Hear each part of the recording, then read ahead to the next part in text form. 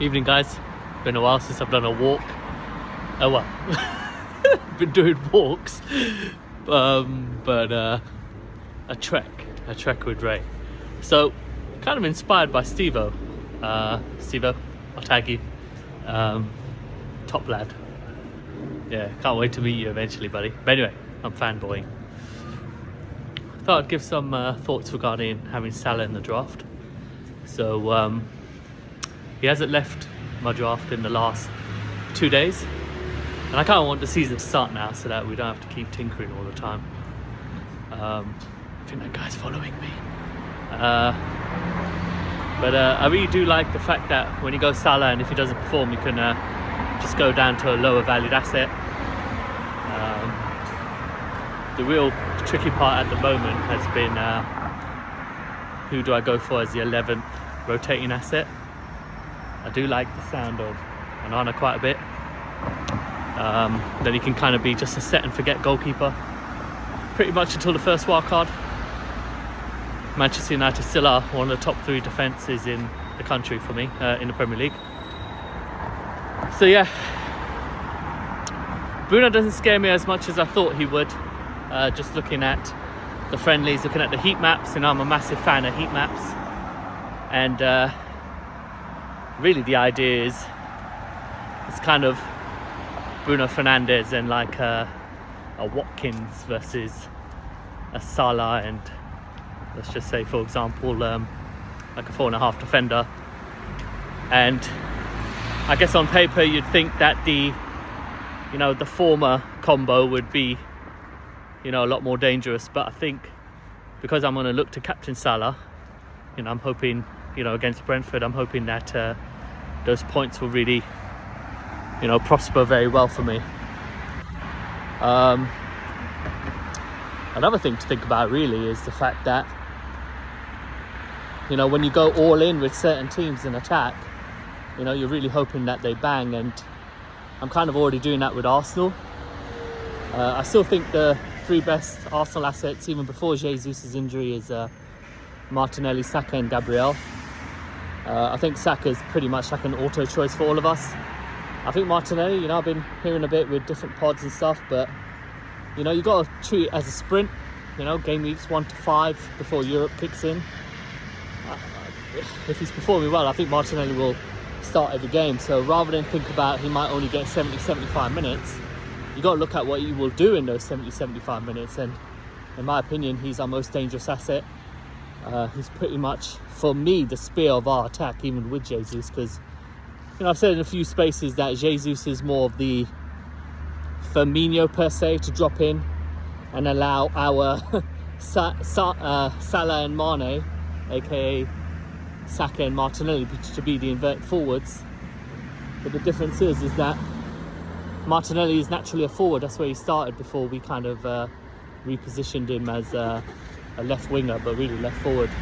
Also, his penetrating runs off the ball are by far the best that we have in our squad, and his on-point acceleration, especially when people like Erdegaard pick up the ball, he knows when to make those brilliant runs, kind of inside to out runs. So, in my opinion, Martinelli is a bit of a no-brainer. There's no doubts he'll start for me.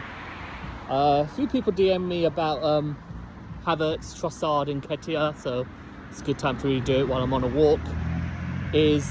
So I expected Trossard to start against Man City in the Community Shield. I put it at 60%, and I put 40% that Nketiah will start. So when Havertz started, pretty much as a false 9, to be honest with you, or deep line striker, I was absolutely shocked. But what it allowed us to do was to get Martinelli, Saka, but especially Martinelli, in a much more advanced role.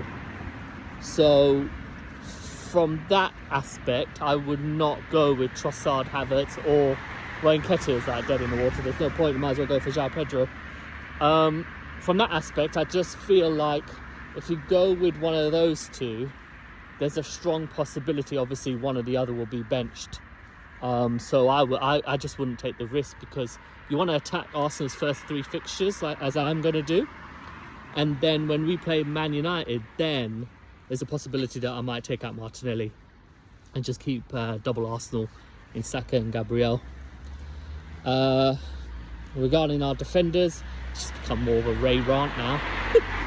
Regarding our, well, not really a rant, but regarding our defenders, I still think Gabriel's the guy to go to. I mean, you know, if we keep a clean sheet, you can imagine Saliba will get more points because his distribution is better. Therefore, a lot more passing goes in his area because he's a lot better at passing through the lines than Gabriel. But Gabriel's got 10 goals in the last 3 seasons in the Premier League.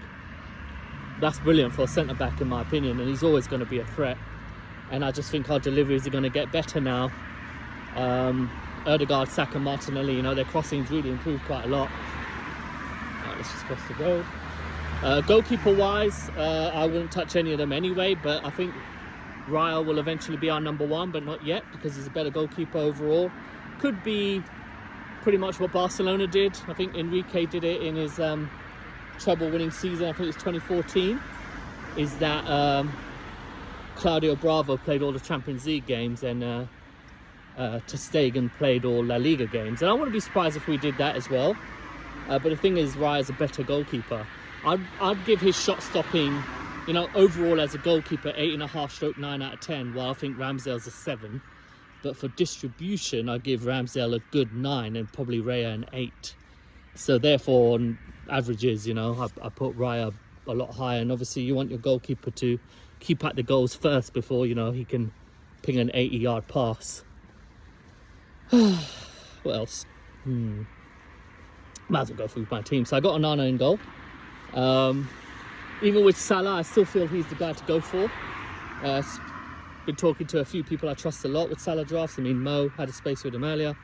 And I really think that Onana's worth the 0.5 less over Shaw, simply because that 0.5 can allow you to strengthen your bench a lot more. Because the problem, us FPL managers that are going with a Salah draft, is obviously where we're kind of clutching at straws a bit, because we're going to play João Pedro, and if he doesn't play and we don't try and open up as much space as possible, you'll have someone like Kabore or Anderson from Newcastle, who's not a starter for me, or Mubama coming off the bench. So you kind of want to find as much value as you can, and I feel like Onana does that at 5 million. And like I said previously, he's a player that you could just keep at your team, really. What else? So I got Gabriel Estupiñán, shot, very template, gonna keep him. Chilwell as well, I love him as an FPL asset. I don't think it matters who he plays against. He's someone you play unless it's Man City, because Man City are just best team in Europe. And then, so I'm leaving it blank for a minute. So it's 3 there at the moment. And then the midfield is Mohamed Salah, Rashford rather than Bruno, Martinelli, Saka, so the 4. And then the 2 are Pedro and Haaland. So with Pedro and Brighton assets, it's kind of like, you know, you're at the roulette table, you kind of take a, you kind of roll, you just slap your ball in there and hope it lands on your player. That's ultimately what I'm doing with Brighton now, is that, you know, you roll the dice, hope it lands on your number, and that's it. So João Pedro, you know, the first 3 games, how many games do I think he'll start? 2 maximum maybe, but how many minutes do I think he'll get? I think he'll get a good 140 to 150 minutes. That's what I think, especially with the stoppage time right now. So that's pretty much how I look at it at the moment. But you'll notice that I just gave 9 players, and the reason for that is because I have about 18 million to get in, was it about 4 positions? So let me go through it again. Chilwell, Estupiñán, Gabriel and Onana, and then he had a 4 in midfield. 10, sorry, I can't count. So basically I kind of want a rotating 11th man, and what I've been thinking about is I could go with like Pau Torres and Rico Henry. They rotate quite well, meaning I'll play a 4-4-2 every week. unless someone's benched, then I'll play 5 at the back, which I hate this season.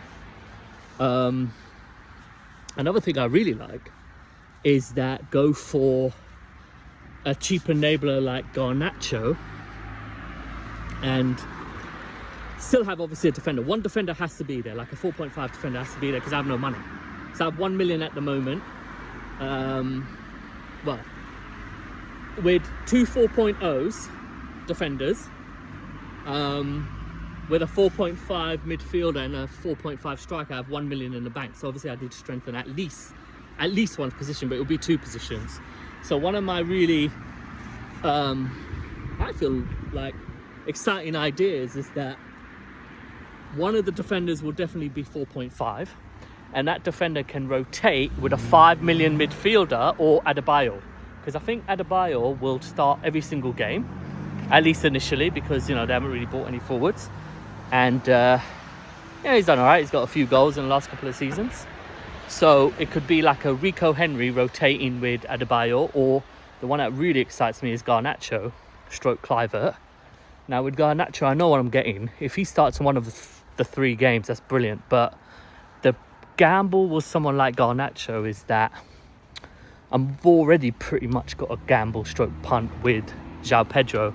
And to go with 2 of them feels a bit risky. But at the same time, I do then have a Rico Henry on the bench in case, one of them doesn't start, or I get an indication none of them start. But I really like the Garnacho pick. Adebayo is, I'd probably rather have a defender, a 4.5 defender and a 5 million striker than 2 4.5 defenders, because therefore I'm always staying at a 4-4-2 or a 5-3-2, or 5-4-1 if João Pedro doesn't start, and I don't like that. So the real pick is go for a 5 million defender or 5 million striker. So yeah, guys, those are my thoughts. Lovely walk. Not too hot, not hot at all, but cold. But hope you enjoyed that. All right, guys, good luck with the planning. Drop your thoughts and also your drafts as well. All right, take care.